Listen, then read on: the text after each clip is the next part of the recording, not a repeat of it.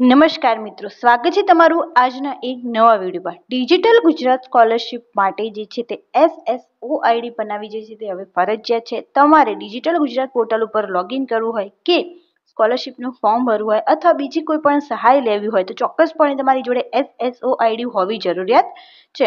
તો હવે આ SSOID જનરેટ થયા બાદ તેને લોગિન કરી અને અમુક પ્રોસેસ કરવાની રહેશે। તો એની સ્ટેપ બાય સ્ટેપ ઇન્ફોર્મેશન જે છે તે આજના આ વિડીયો અંદર આપણે લેવાના છીએ। તો જેમને SSOID છે એમને પાસવર્ડ કઈ રીતે સેટ કરવો અને જેમને નથી એમને નવું SSOID કઈ રીતે બનાવવું એની સંપૂર્ણ ડિટેલમાં ચર્ચા કરવાના છીએ। અને સાથે સાથે તમે ડિજિટલ ગુજરાત સ્કોલરશિપનું ફોર્મ કઈ રીતે ભરી શકો છો એની પણ ચર્ચા આજના આ અંદર આપણે કરવાના છીએ। તો વિડીયોમાં લાસ્ટ સુધી જરૂરથી બન્યા રહો જેથી તમને આની સંપૂર્ણ ઇન્ફોર્મેશન જે છે તે મળી રહે। તો હવે શરૂ કરીએ આજનો આ વિડીયો। સૌપ્રથમ આપણે ડિજિટલ ગુજરાતની જે વેબસાઇટ છે તે આવી ચૂક્યા છે। ત્યારબાદ તમારે અહીંયા સિટીઝન લોગિન રજિસ્ટ્રેશનનો ઓપ્શન જે છે તે આવી ગયેવાનું છે। ત્યારબાદ તમને એ જોવા મળતું હશે કે SSOID બનાવવું હવે ફરજિયાત છે એની માહિતી અહીંયા તમને આપવામાં આવી છે। અમુક વિદ્યાર્થી મિત્રોને જે છે તે મોબાઈલના નંબર ઉપર જે છે તે SMS દ્વારા જે છે તે આવી ગયો હશે તો તમારે ત્યાંથી પણ લઈ શકો છો। અને જો તમને ના ખબર પડતી હોય તો તમારે અહીંયા પહેલાં કેન્સલ કરી ત્યારબાદ જે છે તે અહીંયા નીચે જવાનું રહેશે। ત્યાં તમે ડિજિટલ સિટીઝન સર્વિસ બધી સર્વિસ જોવા મળી રહી છે। ત્યાં તમારે સ્કોલરશિપ સર્વિસ છે ત્યાં નીચે અહીંયા રીડ મોરનું ઓપ્શન હશે ત્યાં જવાનું રહેશે। ત્યારબાદ અહીંયા ક્લિક કરવાનું રહેશે। જેવું ક્લિક કરશો એટલે આ પ્રકારનું ફરીથી ઇન્ટરફેસ જે છે તે ઓપન થઈ જશે। હવે તમારે એ સૂચના પર જે છે ત્યાં ક્લિક કરી દેવાનું રહેશે। ત્યારબાદ જે છે અલગ ઇન્ટરફેસ અહીંયા તમને જોવા મળશે। તો આ પ્રકારનું ઇન્ટરફેસ તમને જોવા મળશે। હવે આ શેના માટે છે કે તમને નથી ખબર કે તમારી SSOID કઈ છે એ તમારે જાણકારી લેવી છે તો તમારે અહીંયા મોબાઈલ નંબરનો ઓપ્શન આવશે। અહીંયા તમારે જે છે તે તમારો મોબાઈલ નંબર નાખવાનો રહેશે। ત્યારબાદ અહીંયા કેપ્ચા કોડ નાખી અને અહીંયા કન્ફર્મ કરી દેવાનું રહે છે। એ કન્ફર્મ કરશો એટલે તરત જ તમારો જે છે તે SMSમાં અને અહીંયા બંને શો કરશે। તો હું અહીંયા લોગિન કરીને તમને બતાવું છું। જેવું ત્યાં બધી ડિટેલ નાખીને કન્ફર્મ કરશો એટલે આ પ્રકારનું ઓપ્શન જોવા મળશે। અહીંયા તમે SMS પણ જોઈ શકો છો જે આવી ગયો છે અને અહીંયા પણ તમે જે છે એ SSOID જોઈ શકો છો। તો તમારે આ ક્યાંક નોંધ કરી લેવાની છે અથવા તમે આનો સ્ક્રીનશોટ પાડીને રાખી શકો છો। આ પૂરી પ્રક્રિયા થાય ત્યારબાદ તમારે ઓકે કરી અને ફરીથી જે છે તે આ પ્રકારનું લોગિનનું ઓપ્શન જે છે તે તમને જોવા મળી જશે। હવે અહીંયા તમારી પાસે SSOID તો આવી ગઈ છે બરાબર, પરંતુ અહીંયા પાસવર્ડ જે છે એ આવ્યો નથી। પાસવર્ડ હજુ કોઈની પાસે નહીં હોય કેમ કે સ્ટાર્ટિંગની પ્રોસેસ છે। તમને અહીંયા ઓપ્શન જોવા મળતો હશે કે ફોરગોટ પાસવર્ડ, જેમની SSOID છે એમના માટે છે। જેમની SSOID નથી એમને કઈ પ્રોસેસ કરવાની રહેશે એની પણ આપણે વાત કરીશું। તો જો અહીંયા SSOID નાખવાની રહેશે, અહીંયા ફોરગોટ પાસવર્ડ જે છે તે ફોરગોટ પાસવર્ડ જે છે તે કરી દેવાનો રહે છે। હવે તમે ફોરગોટ પાસવર્ડ કરશો એટલે અહીંયા ઓપ્શન આવશે કે તમે શેના ઉપર જે છે તે OTP લેવા માંગો છો। તો તમારે મોબાઈલ નંબર હોય તો મોબાઈલ નંબર કરી દેવાનો રહે છે। ત્યારબાદ તમારી SSOID જે પણ હોય એ અહીંયા દાખલ કરી દેવાની રહે છે। તો હું અહીંયા પહેલાં જે છે SSOID નાખી દઉં છું, પછી તમને આગળની પ્રોસેસ જે છે તે બતાવું છું। તો આ પ્રમાણે તમારે SSOID જે છે તમારે નાખી દેવાની રહે છે। તમે આ પ્રક્રિયા મોબાઈલની અંદર પણ જે છે તે કરી શકો છો અને સેન્ડ OTP જે છે તે કરી દેવાનું રહે છે। તો તમારા મોબાઈલ નંબર ઉપર જે છે OTP આવી ગયો છે તમે જોઈ શકો છો। તો આ જે પણ OTP છે એ તમારે અહીંયા નાખી દેવાનું રહે છે। જે પ્રકારે OTP આપેલો છે એ પ્રકારે તમારે અહીંયા જે છે લખે R2QL। ફરીથી એકવાર રીચેક કરી લેવાનું છે જેથી કોઈ ઇશ્યુ રહી ના જાય। 5 છે વેરીફાઈ OTP જે છે તે કરી દેવાનું રહે છે। એટલે OTP તમારો જે છે તે વેરીફાઈ થઈ ગયો છે। હવે તમે જે છે એ તે અહીંયા તમારો નવો પાસવર્ડ જે પણ તમે સેટ કરવા માંગો છો એ તમારે અહીંયા જે છે તે સેટ કરી દેવાનો છે। તો હું આ પાસવર્ડ જે છે તે સેટ કરી અને પછી એ કન્ફર્મ ઉપર જે છે કન્ફર્મ ઉપર તમારે જે છે તે ક્લિક કરી દેવાનું રહે છે। તો કન્ફર્મ ઉપર ક્લિક કરી ત્યારબાદ તમને બધી જ માહિતી જે છે તે બતાવું છું કે કેવી રીતે શો કરશે। તો નવો પાસવર્ડ તમારે બનાવી અને કન્ફર્મ કરવાનું રહે છે। અહીંયા મેં પાસવર્ડ નાખી દીધો છે। ત્યારબાદ હવે હું કન્ફર્મ કરીશ એટલે આ પાસવર્ડ જે છે તે કન્ફર્મ થઈ જશે। Password updated successfully. તો મેં જે પાસવર્ડ નાખ્યો છે તે અપડેટ થઈ ગયો છે। હવે ત્યારબાદ જે છે તે ફરીથી લોગિનનું ઓપ્શન જે છે તે આ પ્રકારે જે છે તે જોવા મળી જશે। હવે તમારે શું પ્રોસેસ કરવાની રહેશે? જેમનું SSOID છે એમને આ પ્રમાણે જે છે તે અહીંયા ID અને પાસવર્ડ નાખી દેવાનો રહે છે। ત્યારબાદ અહીંયા કેપ્ચા કોડ નાખી અને એ લોકો લોગિન કરી શકે છે। પરંતુ જેમને SSOID નથી, જેમને પહેલી જ વાર SSOID બનાવવાની છે તો એમને શું કરવાનું રહેશે? તો એમને અહીંયા ઓપ્શન જોવા મળી રહ્યો હશે કે સાઇન અપ ફોર SSOID। આની અંદર તમે ક્લિક કરશો એટલે તમારી આખી નવી ID જે છે તે અહીંયા બની જશે। આખી નવી ID બની જાય પછી તમે ફરીથી આ પ્રકારની પ્રોસેસ કરી અને લોગિન કરી શકો છો. આની અંદર તમારે SSO ID જનરેટ કરવાની રહેશે. આની અંદર થોડું લોડ લઈ રહ્યું છે. બધા જ સ્ટેપની અંદર આવી રીતે થોડું લોડ લેશે અને પછી જે છે તે ઓપન થઈ જશે. તો કોઈ પણ ચિંતા કરવાની જરૂર નથી. તમે રજીસ્ટ્રેશન ડિટેલ અહીંયા આધાર કાર્ડ હોય તો તમે આધાર કાર્ડ નાખી અને કરી શકો છો. ત્યારબાદ તમારે અહીંયા આધાર કાર્ડ નાખશો એટલે અહીંયા કેપ્ચા કોડ નાખી અને પછી એક સેન્ડ OTP આવશે.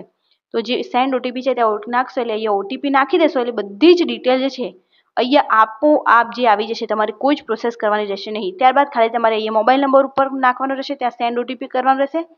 તે OTP જે છે અહીંયા નાખી દેવાનો રહેશે. તમારે ઈમેલ ID નાખવાની રહેશે, સેન્ડ OTP કરી અને અહીંયા OTP નાખી દેવાનું રહે છે. ત્યારબાદ તમારે પાસવર્ડ જે છે તમે અહીંયા ક્રિએટ કરી શકો છો, જે પણ કરવું હોય તે. ત્યારબાદ કન્ફર્મ પાસવર્ડ, એ 2 વાર પાસવર્ડ જે નવા જનરેટ કરી રહ્યા છે એમના માટે છે, જે ઓલ્ડ છે એમને મેં પહેલા પ્રોસેસ બતાવી એ કરવાની રહે છે. ત્યારબાદ કેપ્ચા કોડ નાખી અને જે છે તે સબમિટ કરી દેવાનું રહે છે. પરંતુ આપણી પાસે ઓલરેડી જે છે તો આપણે અહીંયા બેક જતા રહીશું અને જે આપણે લોગિન કરતા હતા તો અહીંયા જે લોગિન કરતા હતા એ જ કરી દેવાનું રહે છે. અહીંયા તમારે જે કેપ્ચા કોડ ઉપર આપેલો છે તે અહીંયા નાખી દેવાનો રહે છે. FADF જે અપર કેસમાં હોય તો અપર કેસમાં અને સ્મોલ કેસમાં હોય તો સ્મોલ કેસમાં નાખી અને અહીંયાથી જે કન્ફર્મ કરી દેવાનું રહે છે. કેપ્ચા કોડ ઇનવેલિડ છે મીન્સ તમારે પ્રોપર રીતે જે છે તે કેપ્ચા કોડ નાખો જેથી જે છે કોઈ પણ ઇસ્યુ ના આવે. ZBZ8 એકવાર ચેક કરી લેવો જેથી જે છે તે ભૂલ ના થાય અને ચોક્કસપણે જે છે તે સાચો નીકળે. તો આ પ્રકારે જો તમે જોઈ શકો છો કે લોગિન થઈ ગયું છે. લોગિન થયા બાદ પણ અમુક પ્રોસેસ કરવાની રહેશે. આટલી પ્રોસેસથી પ્રક્રિયા પૂર્ણ થતી નથી. હવે તમને અહીંયા ઓપ્શન્સ બતાવશે. આ પ્રકારનું લોડ તો જે છે બધામાં લેશે કેમ કે સોફ્ટવેર દ્વારા જે પ્રોસેસ કરવામાં આવી છે. થોડું લોડ લઈ અને ફરીથી જે છે તે પેજ ઓપન થઈ જશે. તમે જોઈ શકો છો કે આ પ્રકારનું જે છે તે ઓપ્શન તમને જોવા મળશે. સરકારી યોજના અથવા સેવા માટે સંબંધિત વિભાગના પોર્ટલ પર માહિતી મોકલવા, સેન્ડ ડિટેલ્સ કરવા માટે કમ્પ્લીટ એટલીસ્ટ 1 KYC કોઈ પણ એક KYC જે છે તમારે કરી દેવાનું રહે છે. તો એ આપણે એક્શનની અંદર આધાર કાર્ડનું KYC જે છે તે કરી દઈએ કેમ કે આપણી પાસે જે છે ઓટોમેટિક આધાર કાર્ડનું છે. તો એ તમારે આધાર કાર્ડ જે છે તે આધાર કાર્ડનો નંબર અહીંયા તમારે નાખી દેવાનો રહે છે. તો આધાર કાર્ડનો નંબર જે છે તમે નાખી શકો છો. આધાર કાર્ડનો નંબર નાખ્યા પછી તમારે OTP આવશે જે અહીંયા નાખવાનો રહે છે. અહીંયા કેપ્ચા કોડ જે છે જે પ્રમાણે કેપ્ચા કોડ આપેલો હોય એ પ્રમાણે કેપ્ચા કોડ જે છે તે નાખી દેવાનો રહે છે.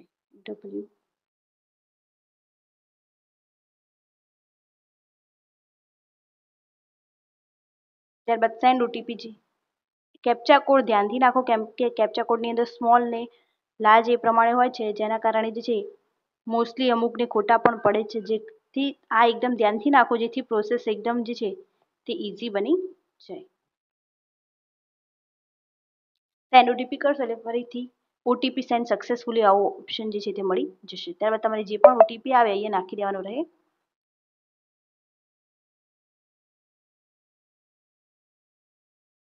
વેરીફાઈ કરશો એટલે તમારી બધી જ ડિટેલ જે છે તે ઓટોમેટિક અહીંયા આવી જશે. તમારે કોઈ પણ જે છે કંઈ જ કરવાનું રહેતી નથી. આ પ્રકારે તમારું જે છે બધી જ ડિટેલ જે છે તમે જોઈ શકો છો ઓટોમેટિક આવી ગઈ છે. ખાલી ફર્સ્ટ નેમની અંદર ઇંગ્લિશમાં તમારું જે નામ હોય એ સિલેક્ટ કરી લેવાનું રહે છે. મિડલ નેમની અંદર તમારા ફાધરનું નામ, ત્યારબાદ જે લાસ્ટ નેમ હોય એની અંદર તમારી અટક સિલેક્ટ કરી દેવાની રહે છે. એ પ્રમાણે ગુજરાતીમાં પણ એ જ પ્રમાણે જે છે તમારે પ્રોસેસ કરવાની રહે છે. ત્યારબાદ મિડલ નેમની અંદર ફાધરનું નામ, ત્યારબાદ જે છે તે લાસ્ટ નેમની અંદર જે છે તમારી અટક નાખી અને એને સેવ કરી દેવાનું રહે છે. તો આ પ્રોસેસ કર્યા બાદ તમારો આધાર KYC જે છે તે ડન થઈ ગયું છે. આ પ્રોસેસ પૂરી થાય ત્યારે પૂરું નથી થતું, હજુ પણ જે છે આગળની પ્રોસેસ કરવાની રહેશે. એની પણ આપણે ચર્ચા કરી લઈએ. હજુ અંદર તમારી 4 સ્ટેપની અંદર જે છે તે આખી પ્રોસેસ કરવાની રહે છે. તો આ પ્રકારે લોડ લઈ રહ્યું છે. લોડ લીધા પછી જે છે તે ઓપન થઈ જશે. આ પ્રકારનું જે છે તે ઇન્ટરફેસ અહીંયા ઓપન થઈ જશે જ્યાં તમારી personal detail, communication detail, family detail અને અપલોડ ડોક્યુમેન્ટ આટલી પ્રોસેસ જે છે કરવાની રહે છે. પહેલાની અંદર જે છે બધી જ ડિટેલ જે છે ઓટોમેટિક આવી ગઈ છે. તમારે આ બધી ઇન્ફોર્મેશન નાખવી હોય તો તમે નાખી શકો છો. બાકી જે છે મેરિટલ સ્ટેટસ તમે સિલેક્ટ કરી શકો છો. તમે મેરિટલ સ્ટેટસ શું છે આની અંદર તમારી ગ્રેજ્યુએશન છો કે પોસ્ટ ગ્રેજ્યુએશન, કાસ્ટ કેટેગરી જે છે તે સિલેક્ટ કરવાની રહે છે. સિલેક્ટ કર્યા બાદ ડિસેબિલિટીમાં હોય તો લખવાનું, બાકી નો કરી અને આ બંને કરવી હોય તો તમે નાખવું હોય તો નાખી શકો છો, ના હોય તો તમે સેવ એન્ડ નેક્સ્ટ જે છે તે કરી શકો છો. આ લોડ લીધા પછી જે છે આગળનું ઓપ્શન ઓપન થશે ત્યાં તમારી ઇન્ફોર્મેશન આવી જશે. ઉપરના જેમ અહીંયા બધી જ ડિટેલ જે છે તે આવી જશે. ડિસ્ટ્રિક્ટ તમે સિલેક્ટ કરી શકો છો. એના માટે તમારે સ્ટેટ સિલેક્ટ કરવાનું રહેશે. સ્ટેટ સિલેક્ટ કર્યા બાદ ડિસ્ટ્રિક્ટ તમે જે છે તે અહીંયાથી સિલેક્ટ કરી દેવાનું રહેશે. પછી તમારે તાલુકો જે છે તે સિલેક્ટ કરી દેવાનો રહેશે. તાલુકા બાદ તમારું વિલેજ જે પણ હોય એ તમારે અહીંયા સિલેક્ટ કરી દેવાનું રહે.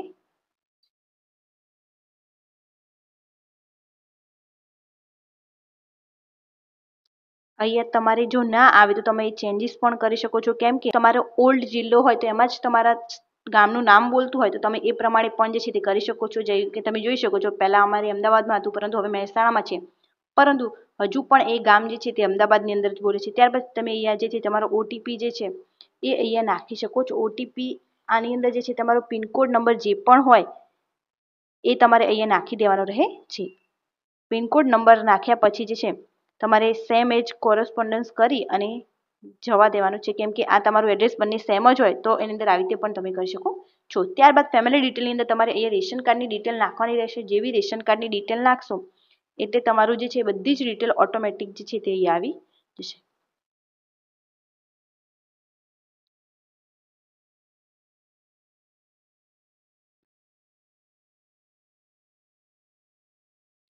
ત્યારબાદ તમારે અહીંયા જે છે ગેટ ડિટેલ્સ ઉપર જે છે તે ટિક કરી દેવાનું રહે છે. ફેચ સક્સેસફુલી ડિટેલ બધાની જે છે તે તમને અહીંયા જોવા મળી રહ્યું હશે. બધી જ ડિટેલ જે છે તે એક્ઝેક્ટ ટુ એક્ઝેક્ટ તમને અહીંયા જોવા મળી જશે. બધાના નામ અને નંબર સાથે પણ આવી જશે. ત્યારબાદ તમારે સેવ એન્ડ નેક્સ્ટ કરી દેવાનું રહે છે. અને હવે તમારે અહીંયા માત્ર જે છે પ્રોસેસ શું કરવાની છે, પ્રૂફ ઓફ આઈડેન્ટિટી તમે આધાર કરશો એટલે ઓટોમેટિક આવી જશે. કેમ કે આપણે ઓલરેડી આધાર કાર્ડની ડિટેલ નાખી છે. અહીંયા પણ તમે આધાર કરી શકો છો. Proof of date of birth તો તમે એમાં આમાંથી કોઈ પણ જે હોય તે સિલેક્ટ કરી શકો છો. તમે પાન કાર્ડ સિલેક્ટ કરીને ચૂઝ ફાઇલની અંદર તમે જઈ અને ફાઇલ પણ તમે જે છે તે ચૂઝ કરી શકો છો. અથવા તમે ડિજિટલ લોકર જે છે એને પણ અહીંયા ઓપન કરી અને એ પણ નાખી શકો છો. તો હું અહીંયા ડિજિટલ લોકરમાંથી આજની અપડેટ કરી અને ત્યારબાદ બતાવું. અહીંયા ડિજીલોકરથી જે છે તે અપલોડ કરી દીધી છે. ત્યારબાદ હવે જે છે તમે સબમિટ જે છે તે પ્રોસેસ કરી શકો છો.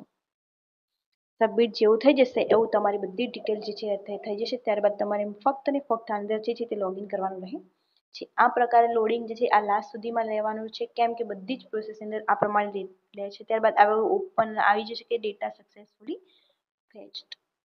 પછી તમે જે છે આ પ્રકારે પ્રોસેસ થઈ જશે. તમારો ડેટા જે છે તે સેવ થઈ ગયો છે. હવે તમારે બેક જઈ અને ફરીથી જે છે તે આની અંદર લોગિન કરી લેવાનું રહે છે. ફરીથી લોગિન કરવા માટે જે છે તમારે વેબસાઇટ પર આવી જવાનું છે. ત્યારબાદ અહીંયા 3 લાઇન પર જઈ સિટીઝન લોગિન અંદર જે છે તે તમારે લોગિન કરી લેવાનું રહે છે. તો સિટીઝન લોગિનની અંદર લોગિન કરવા માટે તમારે જે છે તમારા SSID અને પાસવર્ડ નાખી લોગિન કરી અને એ કેપ્ચા કોડ જે પણ આપેલો હોય એ કેપ્ચા કોડ જે છે તે અહીંયા નાખી દેવાનો રહે. કેપ્ચા કોડ નાખ્યા બાદ સાઇન ઇન જે છે તે કરી લેવાનું રહે છે. સાઇન ઇન કર્યા બાદ જે છે તે ફરીથી ઇન્ટરફેસ ઓપન થશે. જેની અંદર તમારે સેન્ડ ડિટેલ જે છે તે ફરી એકવાર કરવાનું રહે છે. તો સેન્ડ ડિટેલ માટે તમારે આ પ્રમાણે પ્રોસેસ કરી અને સેન્ડ ડિટેલનો જે ઓપ્શન આવે ત્યાંથી સેન્ડ ડિટેલ કરવાની રહે છે.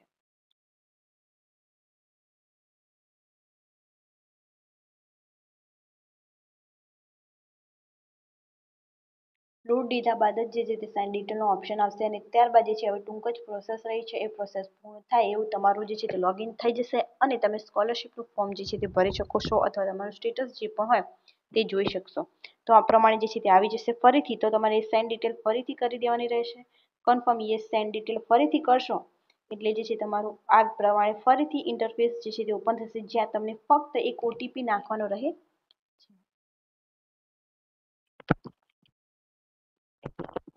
પહેલા આપણે જે પ્રમાણે ઓટીપી નાખતા હતા એ જ પ્રમાણે અહીંયા જે છે તે ઓટીપી નાખી દેવાનો રહે છે. જે પણ ઓટીપી આવ્યો હોય એ તમારે અહીંયા ચેક કરી અને ફરીથી નાખી દેવાનો રહે છે.